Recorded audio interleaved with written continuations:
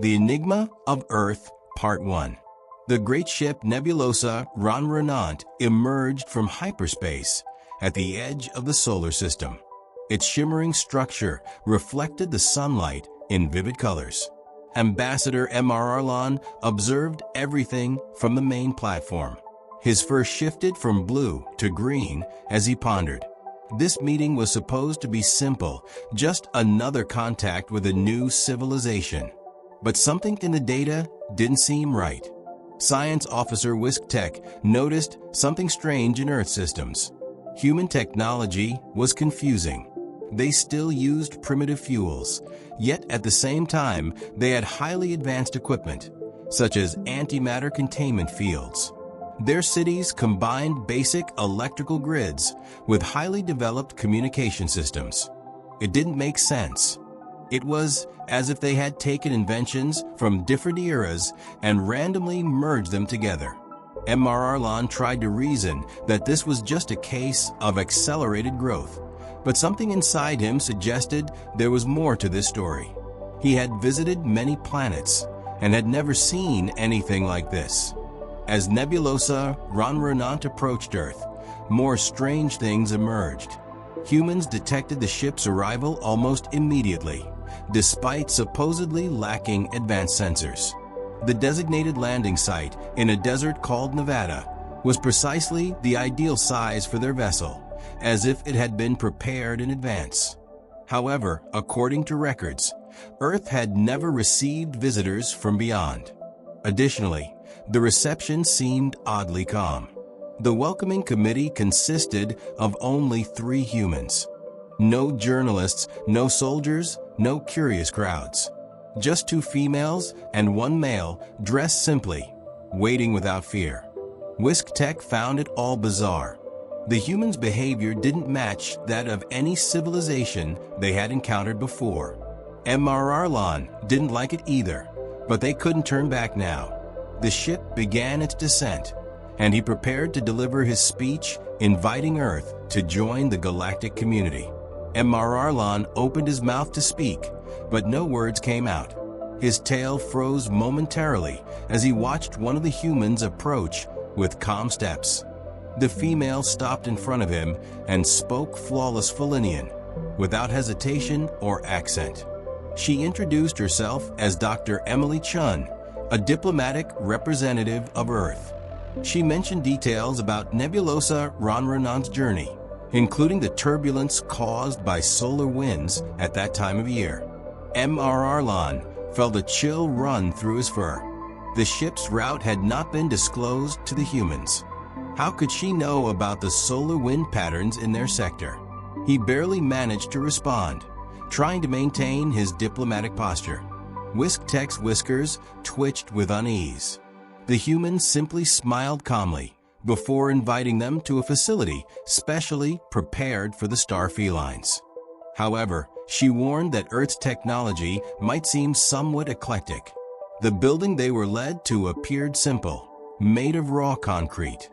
However, MRRLon sensors detected energy levels that didn't make sense for a civilization that supposedly still used combustion engines.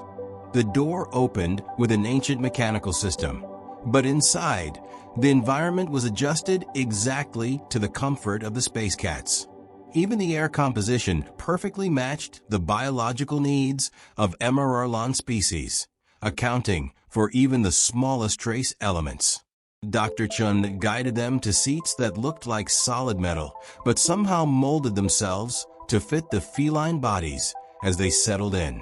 She then offered a warm reception, informing them that they had synthesized the traditional welcome drink of the feline travelers.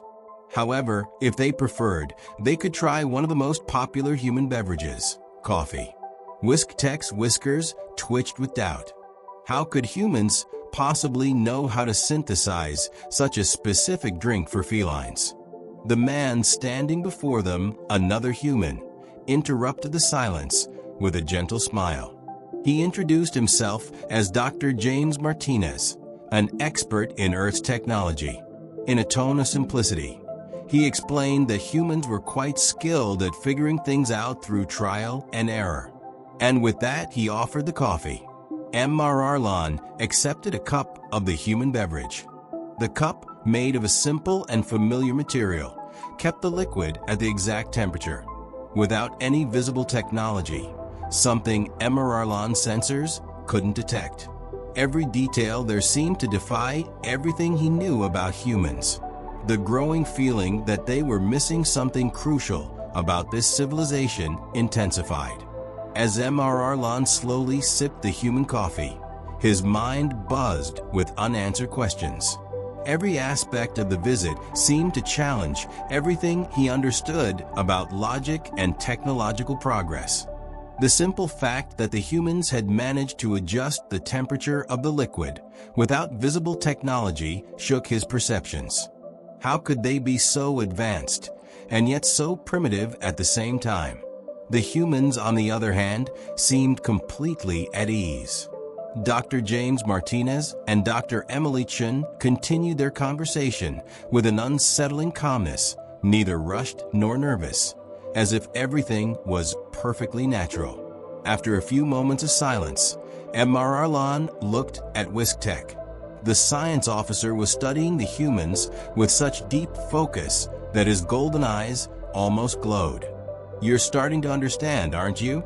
MRR asked, his voice soft and contemplative. Eclectic didn't answer immediately. His tail flicked slightly as he analyzed the data, processing the information with the precision of a mind trained to comprehend the impossible. "Yes," he finally replied. "I think we're dealing with something that goes beyond our current understanding.